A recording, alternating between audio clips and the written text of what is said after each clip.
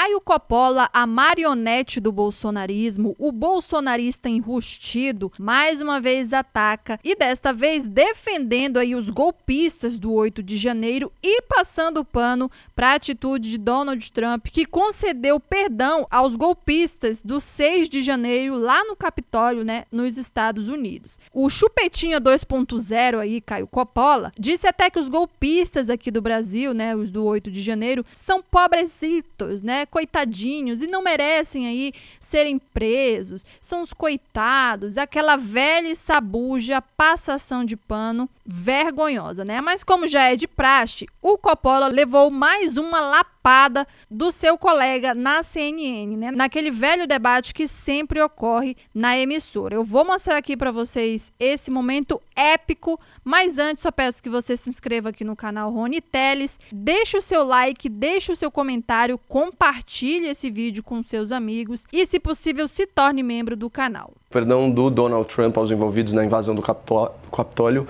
fortalece a tese que embasa a anistia aos envolvidos no 8 de janeiro, ainda que simbolicamente. Afinal, trata-se da principal democracia do mundo, extinguindo a punibilidade por atos praticados por manifestantes politicamente motivados. Isso demonstra que, no país que inventou a democracia presidencialista, esse tipo de indulgência, de clemência, é uma medida plausível, é uma medida aceitável do ponto de vista jurídico, institucional e social. Veja, o que aconteceu no Brasil foi um grande ataque orquestrado, articulado, como as investigações estão demonstrando, contra as instituições, contra o legislativo, contra o poder judiciário, contra o poder executivo, de forma organizada e, em última análise, contra a democracia. Não me parece, para lembrar de uma expressão de Nelson Rodrigues, que o legislativo, na sua maioria, tem um complexo de vira-lata ao ponto de ser influenciado por uma medida adotada nos Estados Unidos. O que essa medida, na verdade, revela é um alerta para todos os democratas, todos aqueles que prezam pela democracia. O que nós estamos assistindo é um presidente eleito com práticas e discursos autoritários, assumindo novamente a presidência da República nos Estados Unidos e definindo quem são seus inimigos para justificar as crises que os Estados Unidos tem vivido neste momento. Isso me faz lembrar de um livro, Como as Democracias Morrem. É uma prática em que os autoritários, por meio do voto, são eleitos e, estando no poder, vão desconstituindo as instituições, os veículos de imprensa, para criar um Estado amoldado às suas práticas autoritárias, para assim fazer valer as suas vontades. Essa medida adotada pelo Trump, ela perdoa em média 600 pessoas, muitas delas criminosos, que agrediram policiais, que atentaram contra as instituições nos Estados Unidos, e mais 300 pessoas que ainda estavam sofrendo processo. Isso chama muito a atenção porque, entre as dezenas de decretos já soltados pelo Trump, um deles incentiva, por exemplo, a pena de morte. Recomenda ao Procurador-Geral dos Estados Unidos que incentive a prática da pena de morte.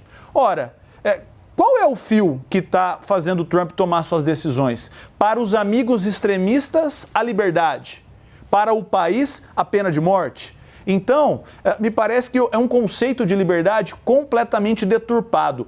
No momento em que o Trump volta ao poder, e aí há que se reconhecer que é uma força concentrada. Todos os grandes donos das Big Techs, Amazon, Google, Facebook, X, estavam na sua posse e alguns deles fazem parte do seu primeiro escalão de governo. Nós sabemos também que a Corte Constitucional dos Estados Unidos, na sua maioria, dos 9 ministros, 6 são conservadores. A Câmara dos Estados Unidos é maioria conservadora, o Senado é maioria conservadora. Isso chama muito a atenção para que toda essa força, toda essa maioria não suprima e aniquile as minorias existentes nos Estados Unidos. O que aconteceu aqui no nosso país é infinitamente menos grave do que ocorreu nos Estados Unidos. Aqui no Brasil, como reconheceu o próprio ministro da Defesa do governo Lula, o 8 de janeiro foi um movimento espontâneo e sem liderança. Nenhum líder político incitou, convocou manifestantes a agirem. O próprio Bolsonaro estava em silêncio há dias, hospitalizado, fora do país, repudiou os atos imediatamente. A invasão e a ocupação de prédios públicos aqui no Brasil foi muito menos violenta do que nos Estados Unidos, onde houve inclusive vítimas fatais. Ou seja, o 8 de janeiro foi um protesto sem potencial de dano ao Estado democrático, surgido espontaneamente entre pessoas indignadas com o processo eleitoral com um grau de violência muito baixo. É injusto que os envolvidos paguem aqui um preço tão alto por esses atos. No 8 de janeiro, tanto o Congresso Nacional quanto o Supremo Tribunal Federal foram alvos de manifestações que transbordaram. Essas manifestações, elas não ocorreram de forma espontânea, e aqui eu tenho uma profunda divergência com o meu estimado debatedor, porque estas manifestações do 8 de janeiro, elas foram o ato final de uma série de planos, de organizações, de articulações que iniciaram, talvez, naquela reunião de governo que houve, em que foi utilizado o termo "precisamos virar a mesa", uma reunião ministerial. Depois nós tivemos uma reunião com vários representantes internacionais, com diplomatas, no Palácio do Planalto. Em seguida nós tivemos os episódios das bombas no aeroporto de Brasília. Nós tivemos incêndios nos carros.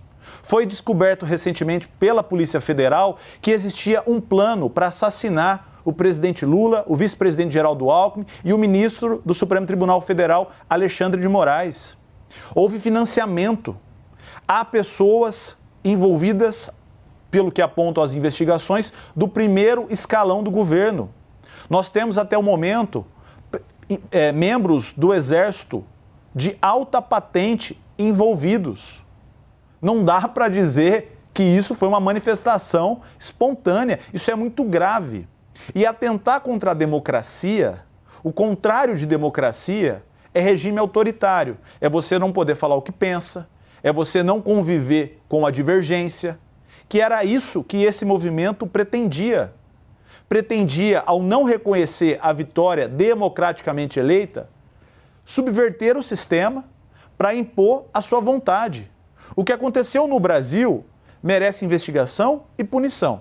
O que aconteceu agora nos Estados Unidos merece atenção e é um alerta, porque nós estamos assistindo uma forma sofisticada dos autoritários implementarem as suas práticas, que é por meio da urna.